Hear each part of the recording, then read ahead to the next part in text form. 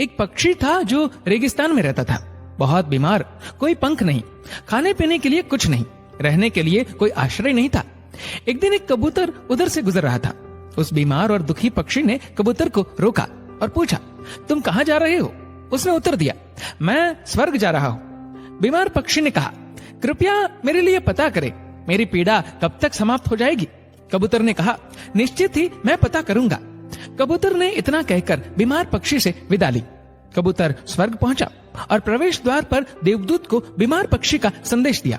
देवदूत ने कहा, पक्षी के जीवन में अगले 7 वर्ष तक इसी तरह कष्ट लिखा हुआ है, उसे ऐसे ही 7 वर्ष तक कष्ट भोगना पड़ेगा, तब तक उसके जीवन में कोई खुशी नहीं है।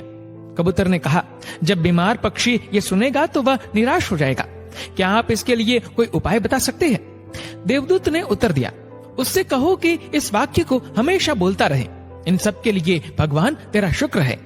वापसी पर जब वह बीमार पक्षी कबूतर से फिर मिला तो कबूतर ने उस स्वर्गदूत का संदेश दिया। 7-8 दिनों के बाद कबूतर जब फिर उधर से गुजर रहा था, तब उसने देखा कि पक्षी बहुत खुश था, उसके शरीर पर पंख उगाए थे। उस रेगिस्तानी इलाके में एक छोटा सा पौधा लगा हुआ था, वहां पानी का एक छोटा सा तालाब भी बना हुआ था। चिड़िया खुश होकर चहचहा रही थी, कबूतर चकित था। देवदूत ने कहा था कि अगले 7 वर्षों तक पक्षी के लिए कोई खुशी नहीं होगी। इस सवाल को ध्यान में रखते हुए कबूतर स्वर्ग के द्वार पर देवदूत से मिलने पहुंच गया। कबूतर ने देवदूत से अपने मन में उठते हुए सवालों का समाधान पूछा तो देवदूत ने उत्तर दिया, हाँ, ये सच है कि पक्षी की जिंदगी में 7 साल तक कोई खुशी नहीं लिखी थी, लेकिन क्योंकि पक्षी हर स्थिति में इन सब के लिए भगवान तेरा शुक्र है बोल रहा था और भगवान का शुक्र कर रहा था, इस कारण उसका जीवन बदल गया। जब पक्षी गर्म रेत पर गिर गया तो उसने कहा, इन सब के लिए भगवान तेरा शुक्र है। जब ये उड़ नहीं सकता था तो उसने कहा, इन सब के लिए भगवान तेरा शुक्र है।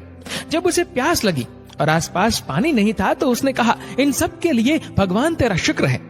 जो भी स्थिति हो, पक्षी दोहराता रहा, इन सब के लिए भगवान तेरा शुक्र है, और इसलिए 7 साल 7 दिनों में समाप्त हो गए। जब मैंने ये कहानी सुनी तो मैंने अपने जीवन को महसूस करने, सोचने, स्वीकार करने और देखने के तरीके में एक जबरदस्त बदलाव महसूस किया। मैंने अपने जीवन में इसको अपना लिया। इन सब के लिए भगवान तेरा शुक्र है। इसने मुझे, मेरे विचारों को, मेरे जीवन में बदलाव लाने में मेरी मदद की। उदाहरण के लिए, अगर मेरा सिर दर्द करता है तो मुझे लगता है कि मेरा बाकी शरीर पूरी तरह से ठीक और स्वस्थ है, और मैं कहता हूँ, इन सब के लिए भगवान तेरा शुक्र है। और मुझे लगता है कि सिर दर्द मुझे बिल्कुल परेशान नहीं करता।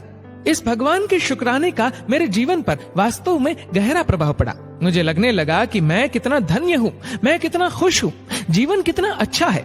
इस संदेश को साझा करने का उद्देश्य हम सभी को इस बारे में अवगत कराना है कि कितना शक्तिशाली है ये, हमारे जीवन को नया रूप दे सकता है।